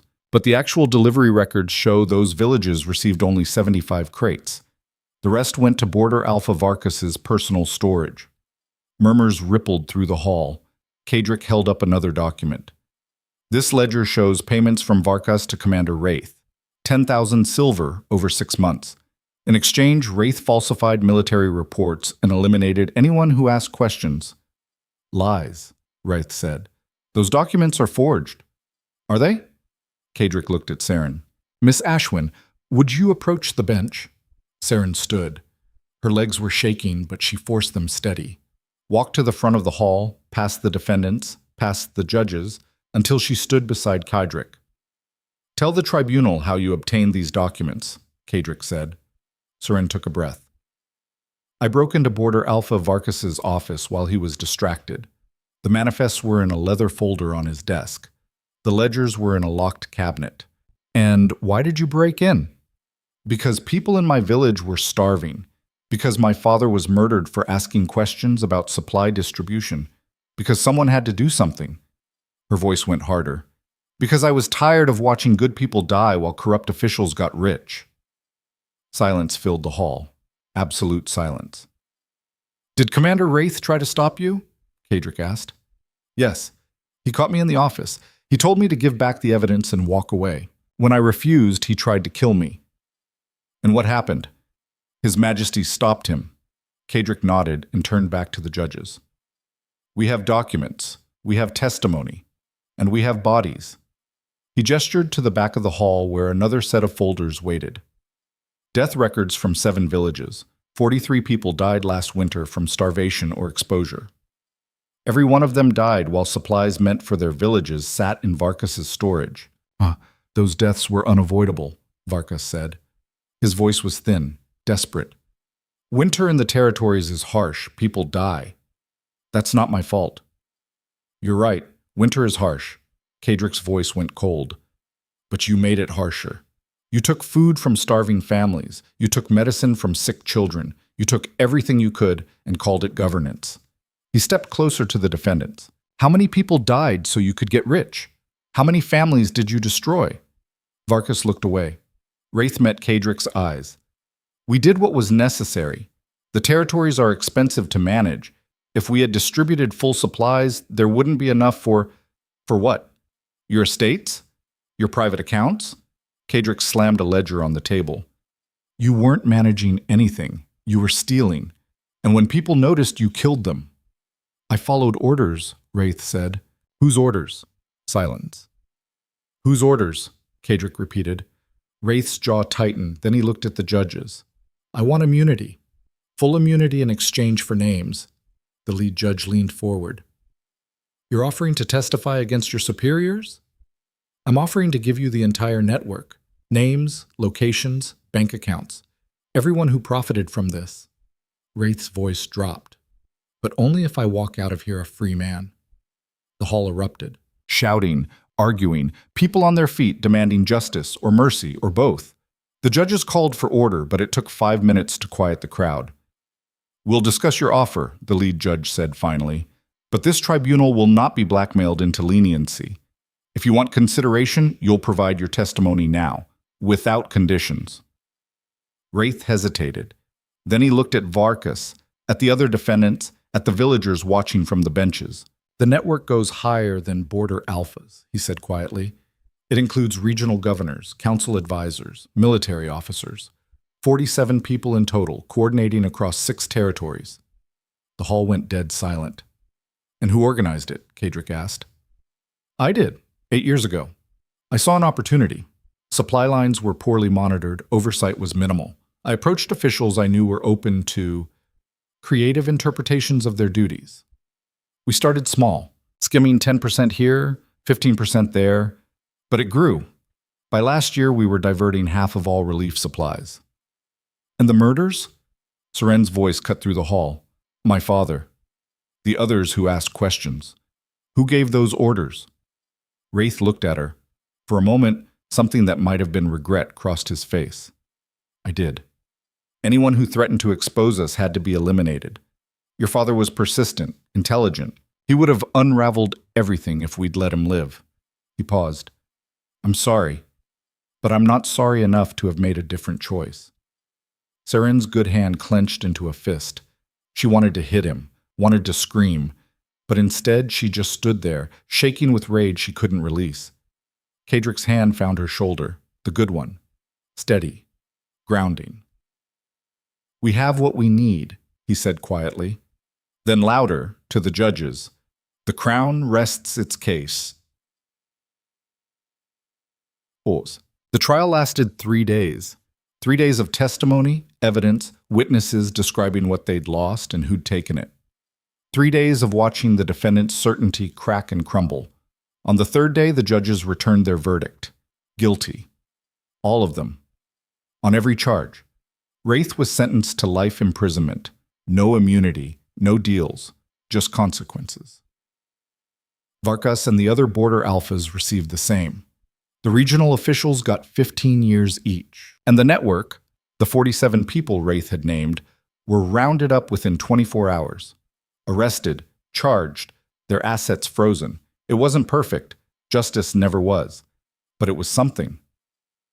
When the verdicts were read, the hall erupted in cheers, people crying, hugging, celebrating. Saren sat in her chair and felt nothing. Just numbness. Just exhaustion. Kadric found her after, when the hall had emptied and she was still sitting in that front row. You all right? He asked. I don't know. Saren looked at him. My father's dead. The people responsible are going to prison. I should feel something. Relief or satisfaction or... She shook her head. But I just feel tired. That's normal. You've been carrying this for a long time. Kadric sat down beside her. It takes time for the weight to lift. How long? I don't know. Years, maybe, or never. Some weights don't lift, they just get easier to carry. They sat in silence for a while. Outside, the sun was setting. Golden light spilled through the windows, warming the cold stone. What happens now? Saren asked. To Grey Hollow. To the other villages. Full supply shipments. Immediate relief. New administrators who actually care about the people they're serving. Kadric pulled out a document. Official, stamped with the royal seal. And this. I'm establishing a Frontier Oversight Commission. Independent investigators who report directly to the Crown. No more unsupervised border alphas. No more opportunities for networks to form. Will it work?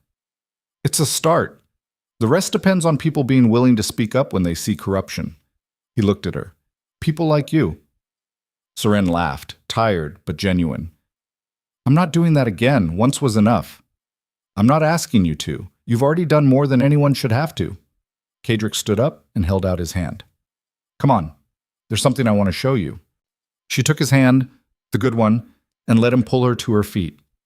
He led her through the palace, upstairs and down corridors, until they reached a balcony overlooking the city. The view was incredible.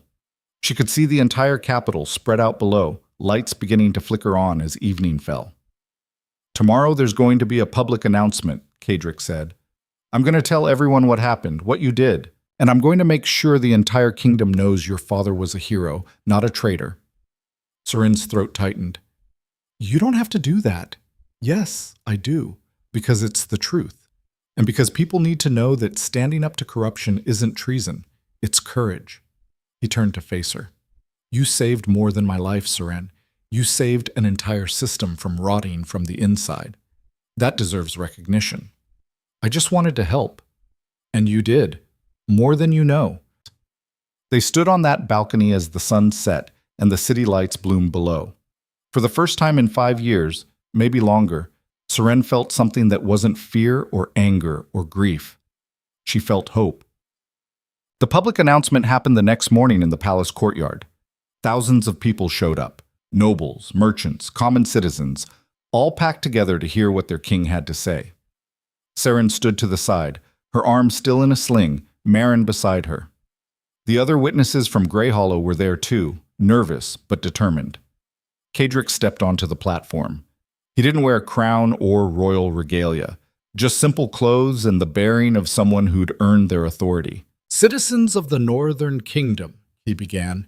His voice carried across the courtyard, strong and clear. 3 weeks ago, I traveled to the frontier disguised as a wanderer. I went looking for evidence of corruption in our supply systems. What I found was worse than I imagined.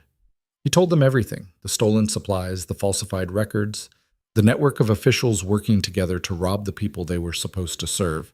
He named names, Rath, Varkas, all 47 conspirators. He showed documents, described testimony, laid out the full scope of the conspiracy. The crowd listened in stunned silence. But this story isn't about corruption, Kadric continued. It's about the people who refuse to accept it. People like Marcus Ashwin, a frontier healer who noticed the numbers didn't add up and paid for that observation with his life. People like his daughter, Seren Ashwin, who risked everything to finish what her father started. He gestured for Seren to join him on the platform. She didn't want to, wanted to stay in the background where it was safe. But Maren gave her a push, and suddenly she was walking forward, climbing the steps, standing beside the king while thousands of people watched. This woman saved my life, Kadric said. She pulled me from the snow when anyone else would have walked past. She infiltrated a corrupt compound under armed guard to steal evidence. She took a crossbow bolt meant for me and nearly died for it. He looked at Seren. And when I asked her why she'd risk so much for a stranger, she said it was because someone had to. Seren's face burned. She wanted to disappear. For 5 years, Seren Ashwin has been called the daughter of a traitor, Kadric continued. Today, I'm correcting that record. Her father was a hero. She is a hero. And the kingdom owes them both a debt we can never fully repay. He turned to Seren and held out a medal, silver and blue, the colors of the Northern Kingdom, for extraordinary courage and service to the realm, for refusing to accept injustice, for making a difference when it mattered most. Seren stared at the medal. I don't deserve this. Yes, you do. Take it. She took it. The medal was cold and heavy in her palm. The crowd erupted in applause. Not polite applause, real noise, cheering, shouting, celebrating, people on their feet calling her name. Seren stood there, overwhelmed and shaking, while the entire capital told her she mattered. Later, after the ceremony ended and the crowd dispersed, Kadric found her sitting on the steps of the platform. How do you feel? He asked. Terrified. That was terrifying. You'll get used to it. I don't want to get used to it. Seren looked at the medal in her hand. This should go to my father, not me. Your father would want you to have it. He'd be proud of you. You didn't know him. I know his daughter. That's enough. Seren tucked the medal into her pocket. What happens now? I go back to Grey Hollow and pretend everything's normal? If that's what you want. Or, Kadric hesitated. Or you stay here. Help build the Oversight Commission. Make sure what happened in Grey Hollow never happens anywhere else. You want me to work for you? I want you to work for the people who need someone willing to fight for them. Whether that's me or someone else doesn't matter. He smiled. But yes, I'd like you to stay, if you're willing. Seren looked out at the city, at the palace, the buildings, the people moving through the streets below. This was the capital, the center of power, a place that had felt impossibly distant her entire life. But it didn't feel distant now. It felt like possibility. I'll think about it, she said. That's all I ask. They sat on those steps as the sun climbed higher and the city came fully alive around them. And for the first time since this whole impossible thing started, Seren Ashwin let herself believe that maybe, just maybe, she'd done something that mattered. Seren spent 3 weeks in the capital before she made her decision. 3 weeks of meetings with council members who wanted to know everything about the frontier. 3 weeks of nobles treating her like curiosity or threat, depending on their politics. 3 weeks of Kydrick appearing at her door every morning, asking if she'd thought about his offer. On the 21st day, she finally gave him an answer. No, Seren said. They were in his office, a room that was somehow both grand and sparse, with maps covering every wall. I'm not staying here. Kydrick looked up from the report he'd been reading. Can I ask why? Because this isn't where I'm needed. The Oversight Commission is important. I'm not saying it isn't. But the real work isn't here. It's out there. She pointed toward the window, toward the frontier beyond the city walls. It's in places like Grey Hollow, places people forget about until something goes wrong. So where does that leave us? I'm going back, to the frontier, to the villages that need rebuilding. Seren walked to the map wall and traced the northern territories with her finger. All those supply shipments you're sending? Someone needs to make sure they actually arrive. Someone needs to verify the new administrators are doing their jobs. Someone needs to be there so people know they haven't been forgotten again. Kydrick set down his report. You're describing a position that doesn't exist. Then make it exist. You're the king. You can do that. I can. But it would mean constant travel, living on the road more than anywhere else, winters in places that make Grey Hollow look comfortable. He stood up and walked to where she stood. It would mean giving up any chance at a normal life. I gave that up when I pulled you out of the snow. Kydrick smiled, that real smile that made him look human instead of royal. Frontier liaison. That's what we'll call it. Direct report to the Crown. Authority to investigate, verify, and recommend action on any supply or administrative issue in the territories. That sounds official? It is official. Because if you're going to do this, you're doing it with full royal backing. No more breaking into offices. No more stealing evidence. This time, you'll have authority.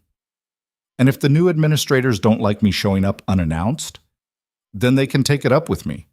Kydrick walked back to his desk and pulled out a blank commission document. I'll have this drawn up by tomorrow. But Seren, are you sure? Once you commit to this, it won't be easy to walk away. I'm sure. He studied her for a long moment, then nodded. All right, when do you want to leave? As soon as my shoulder heals enough to ride, 2 weeks, maybe. 2 weeks. Kydrick picked up his pen. That gives me time to make arrangements. Guards, supplies, travel documents, and he hesitated. And to ask you something else. What? He didn't answer immediately, just stood there, pen in hand, looking like he was trying to solve an equation that didn't have a solution. Before you go, he said finally, there's something I need to tell you. Something I should have told you weeks ago. Seren's stomach tightened. That sounds ominous. It's not. Or maybe it is. I don't know. Kydrick set down the pen. When I first came to Grey Hollow, I was looking for evidence of corruption. That was the mission. But somewhere along the way, it stopped being just a mission. He looked at her. You changed that. You changed everything. Kydrick, I know. I know this is complicated. I'm the king. He laughed, rough and tired. You're the woman who saved my life and then spent 2 weeks telling me I was being dramatic. And I can't stop thinking about what happens when you leave. When you're out there in the territories and I'm here in the capital. When the only time I see you is when you're filing reports or testifying at trials. Seren didn't know what to say. Couldn't find words that fit the shape of what he was describing. I'm not asking you to stay, Kydrick continued. I'm not asking you to choose between the work and whatever this is. I'm just saying that if there's a way to make both things work, I want to find it. What are you suggesting? I don't know. I haven't figured that part out yet. He walked around the desk until he was standing in front of her, close enough to touch but not touching. But I know I don't want to lose you, not when I just found you. Seren looked up at him, at the man who'd trusted her with state secrets in his real name, who'd fought beside her and nearly died for it, who somehow made her feel brave and terrified at the same time. This is a terrible idea, she said quietly. I know. You're the king. I'm nobody. You're the woman who brought down a corruption network spanning 6 territories. That's not nobody. You know what I mean? I do. And I'm telling you it doesn't matter. Kadrick's hand came up, hesitant, and touched her face, careful of the healing shoulder, of the space between them. What matters is that you're the first person in 8 years who's seen me as something other than a crown, who called me dramatic when I was being dramatic, who didn't hesitate to tell me when I was wrong. You're wrong a lot. See? That's what I'm talking about. He smiled. I need that. Someone who isn't afraid to call me on things. Someone who cares more about doing the right thing than staying on my good side. So you want me around to keep you honest? I want you around because you make me want to be better. And because... He stopped, started again. Because when you threw yourself in front of those crossbows, I realized something. I've spent 8 years telling myself I couldn't afford connections. Couldn't afford to care about anyone too much because caring makes you vulnerable. But you proved that wrong. You proved that caring, that reckless, stupid, wonderful caring, is what makes everything worth fighting for. Seren's throat tightened. That's the most dramatic thing you've said yet. I told you, I'm dramatic. You are. She stepped closer. But you're also right about the caring part. Does that mean... It means I'm still going back to the frontier. It means I'm still doing the work. But it also means... She reached up with her good hand and pulled him down until their foreheads touched. It means we'll figure out the rest, together. However that looks. Kadrick exhaled like he'd been holding his breath for years. Together. I like that. Good. Because you're stuck with me now. I wouldn't have it any other way. They stood like that for a while, close and quiet, while the afternoon light shifted across the maps and the city moved below them. It wasn't a perfect solution. It wasn't simple or easy or anything like what either of them had imagined their lives would look like. But it was real. And right now, that was enough.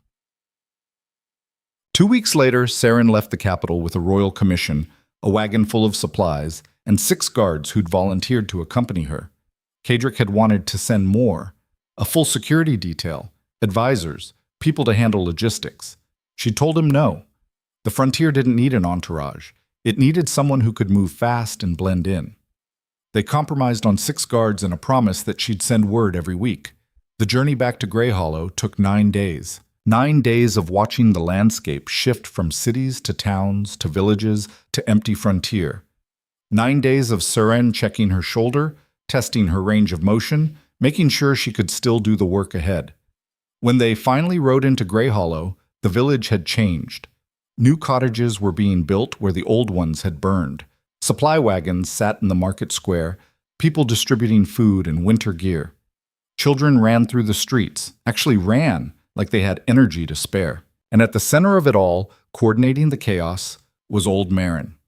She saw Seren and stopped mid-instruction to stare.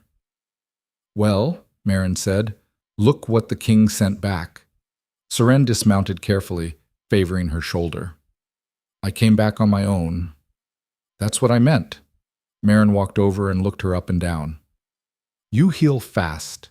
Must be all that royal treatment. Must be. And the king? He send you back here to check on us?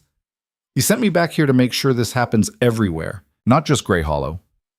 Seren pulled out her commission document, official paper, royal seal, the whole thing. I'm the new frontier liaison, which means I'm your problem now. Marin took the document, read it, and handed it back. About time someone with sense got authority around here. I don't know about sense. Neither do I. But you've got something better. You give a damn. Marin gestured at the village. Come on, I'll show you what we've done. They walked through Grey Hollow together, past the new cottages, past the supply distribution, past families who stopped to stare at Seren with something between awe and relief. Torvald nodded from his rebuilt stall. Essa waved from the bakery that finally had enough flour to bake again. The new administrator arrived last week, Marin said. Young woman, sharp. Actually asks questions instead of assuming she knows everything. Between you and me, I think she's terrified of doing something wrong. Good. Terrified administrators make fewer mistakes. That's what I figured. Marin stopped at the edge of the village, where the tree line began. Your cottage is still there. I've been keeping an eye on it. Figured you'd come back eventually. You knew? I know a lot of things, including when someone's got unfinished business. Seren looked at the cottage, small and weathered, exactly as she'd left it. It's not unfinished. We brought them down. Got justice. Justice isn't the same as healing, and you've got healing to do. The physical kind and the other kind. Marin put a hand on Seren's good shoulder. Take your time with it. The work will still be here when you're ready. I'm ready now. No, you're not. But you will be. Marin started walking back toward the village. Rest tonight. Tomorrow we'll talk about the other territories. There's 6 more places like Grey Hollow that need checking. And I've got names of people who might talk if the right person asks. Seren watched her go, then turned back to her cottage. The door was unlocked. Inside, everything was exactly as she'd left it. Her table, her bed, her supplies. Someone had cleaned, put fresh linens on the bed, stocked the shelves with food. She sat down at the table and pulled out the medal Kadric had given her. Silver and blue, still cold and heavy. She'd carried it in her pocket for weeks, not sure what to do with it. Now she set it on the table beside a candle and looked at it in the flickering light. I did it, Dad, she said quietly. I finished what you started. They're all in prison. The network's dismantled, and I'm going to make sure it stays that way. The candle flame wavered in a draft. Outside, she could hear children laughing, a sound that had been missing from Grey Hollow for too long. Seren closed her eyes and let herself feel it. The weight of what she'd done. The cost of it. The hope that maybe, finally, things would be different. It did. Over the next 6 months, Seren traveled to every village in the Northern Territories. Some welcomed her. Others were suspicious, people who'd been burned too many times to trust someone claiming to help. She didn't blame them. She'd been one of them not that long ago. She verified supply deliveries, investigated complaints, removed 2 administrators who turned out to be skimming shipments, not on Varkas' scale, but enough to hurt. She wrote reports, sent recommendations, and watched as the system slowly started to work the way it was supposed to. It wasn't perfect. Systems never were. But it was better. And better was something. Kadric met her whenever she passed through the capital, sometimes for official briefings, sometimes just to talk. They stole hours when they could, walks through the palace gardens, dinners that went too late, mornings where she woke up in royal quarters and had to sneak back to her room before the guards changed shift. This is ridiculous, she told him one morning, pulling on her boots while he watched from the bed. You're the king. You shouldn't have to hide relationships. I'm not hiding you. I'm protecting you from politics you don't want to deal with. What politics? The kind where nobles start treating you differently because they think you have influence. The kind where every conversation becomes about what you can do for them. Kadric sat up. I've watched it happen to people I cared about. I won't let it happen to you. So we keep sneaking around? For now. Until I figure out how to make this work publicly without destroying what we have. He pulled her back down beside him. Unless you want to stop. I didn't say that. Well, good. Because I'm not ready to let you go. You're going to have to. I'm leaving for the Eastern Territories tomorrow. I know, I signed your travel authorization. He kissed her forehead. Be careful out there. I'm always careful. You threw yourself in front of crossbows. That was different. How? That was for you. This is just work. Kadric laughed and pulled her closer. Just work. Right. They stayed like that until dawn started creeping through the windows and reality demanded they separate again. It wasn't ideal, but it was theirs. And for now, that was enough. Wow. The breakthrough came 8 months after Seren had left Grey Hollow. She was in the Eastern Territories, verifying a supply delivery. When she got word, the Oversight Commission had uncovered another network, smaller than Wraith's, but connected to it. 5 officials working together to skim supplies. And they'd been caught because someone had reported them. A village healer who'd noticed the numbers didn't add up and sent word to the commission. Someone who'd heard about what happened in Grey Hollow and decided to speak up. Seren read the report 3 times, sitting in a frontier inn with cold tea and inadequate lighting. Then she wrote back to the commission recommending the healer for a commendation. People were watching now, paying attention, speaking up when they saw something wrong. The system was working. When she returned to the capital 2 weeks later, Kadric was waiting at the gates. Not in disguise this time. Fully visible as the king, guards flanking him, making no attempt to hide his presence. Seren dismounted and walked toward him, aware of the stares, the whispers. "Your Majesty," she said formally, "I have my quarterly report." "I've read it. Good work." He smiled. "Walk with me?" "Of course." They walked through the palace grounds, guards following at a distance, close enough to protect, far enough to give privacy. "There's something I want to show you," Kadric said. He led her to a section of the palace she'd never seen, a wing under construction, walls half-built, scaffolding everywhere. "What is this?" Seren asked. "The new Frontier Administration Building, offices for the Oversight Commission, meeting rooms for territory representatives, housing for liaisons who need to stay in the capital." He stopped at a window frame that didn't have glass yet. "And at the top floor, an apartment. For you, if you want it." Seren looked at the building, at the work still to be done, at the promise of something permanent in a life that had been temporary for so long. "I don't need an apartment in the capital," she said. "I know you don't need it, but I want you to have it. A place that's yours, where you can come back between assignments and not have to worry about where you're staying." Kadric turned to face her. "I want you to have somewhere that feels like home. The frontier is home. Then this can be your second home, the place you come back to when you need rest. When you need—" He stopped, started again. "When you need me." Seren reached out and took his hand, right there in the open, where anyone could see. "I always need you, apartment or not. Is that a yes?" "It's a maybe. Let me see the apartment first." Kadric laughed and led her through the construction, pointing out where things would be. The bedroom with southern exposure, the office with room for maps and reports, the balcony overlooking the city. It was perfect, which meant it was terrifying. "I'll think about it," Seren said. "That's all I ask." The final piece fell into place 3 months later. Seren was back in Grey Hollow, helping train new liaisons, people from other frontier villages who'd volunteered to do similar work in their regions.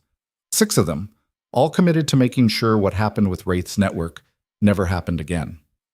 They were in the village square, reviewing supply verification procedures, when a messenger arrived from the capital.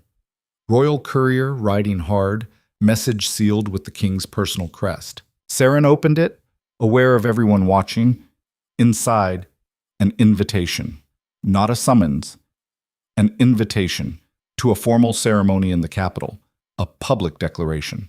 And underneath the official language, in Kadric's handwriting, "I'm tired of hiding. Are you?" Seren looked at the message, at the trainees watching her, at Grey Hollow thriving around them. "I have to go to the capital," she said. "Now?" one of the trainees asked. "We're in the middle of training." "You're ready. You know the procedures. You know what to look for." Seren folded the message. "And you know who to report to if you find something wrong. This is what we've been building. A system that doesn't depend on one person." "But you're the frontier liaison." "I'm one frontier liaison. There are going to be more, starting with all of you." She handed the training materials to the nearest trainee. "Finish the session. I'll be back in 2 weeks." She left within the hour, riding hard for the capital. It took 4 days, pushing herself and her horse harder than was probably wise. But the message had said formal ceremony. And Kadric's note had said he was tired of hiding, which meant something was about to change. When she arrived at the palace, guards were waiting. They didn't ask questions, just escorted her straight to Kadric's quarters. He was standing at the window when she walked in, turned when he heard the door. "You came," he said. "You invited. What's happening?" "Tomorrow, I'm making a public declaration about us, about what you mean to me and to this kingdom. He walked toward her. I'm going to tell them you're not just the frontier liaison. He stopped. You're everything. Seren's heart was hammering. That's going to cause problems. I know. Nobles are going to object. People are going to say I'm using you for power or status, or let them say it. I don't care. Kadric took her hands. I've spent 8 years making decisions based on what's politically safe, what's acceptable, what won't rock the boat. And I'm done. I want to make decisions based on what's right. And this is right. Kadric, I'm asking you to stand beside me tomorrow, publicly, permanently, not as my frontier liaison, as my partner, my equal. He took a breath. As my queen. The room tilted. Seren grabbed his arms to steady herself. You're asking me to marry you? Yes. I'm the daughter of a frontier healer. I have no title, no family connections, you have courage, intelligence, integrity. You have the respect of people who matter, the ones trying to survive out there. That's worth more than any title. Kadric's voice went soft. I'm not asking you to be someone you're not. I'm asking you to be exactly who you are, but to be it here, with me. Seren looked at him, at the man who'd stumbled into her life bleeding and desperate, who'd turned out to be a king, who somehow saw her as something other than the scared girl who'd been keeping her head down for 5 years. If I say yes, she said slowly, I'm not giving up the frontier work. I wouldn't ask you to, and I'm not going to be the kind of queen who sits in the palace and looks decorative. Good. I need someone who'll actually use the position, who'll fight for changes the council won't approve, who'll be exactly as reckless and brave as they were when they pulled a stranger from the snow. That was one time. It was the time that mattered. Seren closed her eyes, thought about her father, about what he would have said, about whether this was honoring his memory or abandoning it. Then she opened her eyes and realized he would have told her to stop thinking so much and just choose the life she wanted. Yes, she said, but I want something in return. Anything. The Frontier Administration Building. When it's finished, I want it named after my father. The Marcus Ashwin Center for Territorial Oversight, so everyone who works there knows why it exists, so they remember what happens when good people speak up. Kadric smiled. Done. Anything else? One more thing. I'm still going back to Grey Hollow between royal duties. I'm still training liaisons. I'm still doing the work. I'm counting on it. Seren stepped closer and kissed him, real and certain and not hidden. Then I guess you're stuck with me. Best decision I ever made. The ceremony happened the next day. Kadric stood on the palace platform before what looked like the entire capital and made his declaration. He didn't sugarcoat it, didn't hide what Seren had done or where she'd come from. He told them everything, the corruption network, the investigation, the crossbow bolts, and then he told them she'd agreed to be his queen. The crowd's reaction was mixed. Cheering from common citizens who'd heard about Grey Hollow. Silence from nobles who didn't know what to make of a frontier healer marrying their king. Whispers from everyone else. But Kadric didn't waver. He called Seren onto the platform and took her hand in front of everyone. This woman saved my life, he said. She saved this kingdom, and I'm honored that she's chosen to save it alongside me. The cheering got louder. Not universal, but enough. Seren stood there, hand in his, and looked out at the city, at the territory beyond it, at the frontier that still needed work, and the system that still needed watching. She thought about the scared girl who'd walked past a dying man in the snow, who'd almost kept walking, who'd made one reckless choice that changed everything, and she realized that girl was gone. In her place stood someone who'd learned that courage wasn't the absence of fear. It was choosing to act despite it. It was pulling strangers from snow. It was breaking into offices. It was standing in front of crossbows. It was showing up when it mattered. 3 months later, Seren Ashwin became Seren Thorn, Queen of the Northern Kingdom and Frontier Liaison. She kept both titles. Insisted on it. 6 months after that, she returned to Grey Hollow.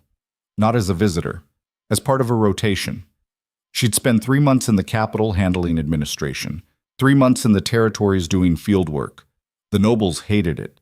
said it was beneath the dignity of the crown. Kadric told them to take it up with his queen. No one did. The village welcomed her back like she'd never left. Marin had a room ready. The new administrator, no longer terrified, just competent, had questions about supply chain verification. The trainees she'd taught were scattered across the territories now, doing the work, reporting corruption, making a difference. On her first morning back, Seren walked to her father's grave. Someone had put up a marker, proper stone, with his name and years. Underneath, he asked questions when no one else would. I named a building after you, Seren told the grave. Big one, in the capital. People are going to walk through those doors every day and see your name and remember what you stood for. She paused. I hope that's okay. The wind rustled through the trees. Somewhere in the village, children were laughing. I met someone, Seren continued. Kind of dramatic, definitely stubborn. But good, really good. You'd probably tell me I could do better, and then you'd shake his hand and tell him to take care of me. She smiled. He does. He really does. She stood there for a while, just being present. Then she walked back to the village, to the work that needed doing, to the life she'd built from one reckless choice. Later that evening, Kadric arrived. He'd insisted on traveling with her, despite protests from the royal guard. They sat in the cottage that had started everything, eating simple frontier food and talking about supply routes and administrative appointments. Do you ever regret it? Seren asked. Asking me to marry you, dealing with all the political mess. Never. Kadric reached across the table and took her hand. Do you? Sometimes I regret pulling you from the snow. You've been a lot of trouble. I saved your life too. That crossbow bolt was meant for you. So really, you're still in my debt. Is that how you're keeping score? Someone has to. Kadric laughed and pulled her closer. Well, I suppose I'll just have to spend the rest of my life making it up to you. I suppose you will. Outside, the frontier wind picked up, cold and cutting. But inside the cottage, wrapped in each other's warmth, Seren Ashwin, who'd become Seren Thorn, who'd once been just the daughter of a traitor, who'd learned that one choice could change everything, felt something she hadn't felt in 5 years. She felt home, not because of the place, because of the path, because of the work still ahead, and the man beside her, and the certainty that when the next person collapsed in the snow, and there would always be another person, another crisis, another moment that demanded courage, she wouldn't walk past. She'd stop. She'd help. She'd make the reckless choice. And maybe, just maybe, she'd change the world again.